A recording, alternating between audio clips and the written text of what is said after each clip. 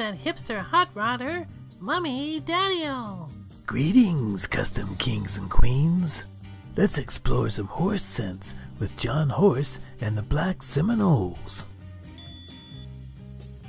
In the American South in the 1800s, one of the largest havens for runaway slaves was Florida. John Horse led the largest slave revolt in U.S. history, and he secured the only freedom of slaves prior to the Civil War. Horse formed the largest mass exodus of slaves from the Florida Everglades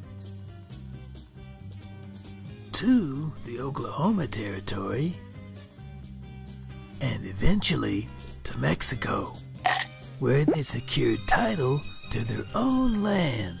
Really? I've never heard of this. Yes, Butterball, it's an overlooked story. 18th century natives and runaway slaves were welcomed to Florida by the Spanish to defend the Spanish crown.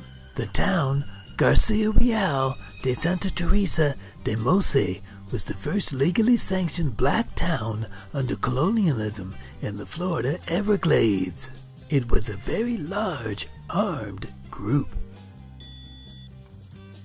The Second Seminole War from 1835 to 1842 was the largest Indian Gullah War, and in 1836 was the largest slave rebellion led by Osceola and John Horse.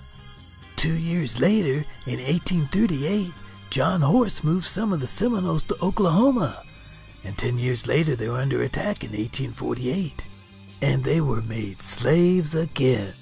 Then, Horse up and moved his people to Mexico and became a general in the Mexican army. Mexico had an indigenous president of African descent, Vicente Guerrero, and outlawed slavery in 1829. John Horse gained land in Mexico and settled in Nacimiento. They were welcomed as border guards on the Mexican frontier. Wow, John Horse was amazing. Thank you, Mummy Daddy-O. Yeah, Brother Horse's get up and go got up and went.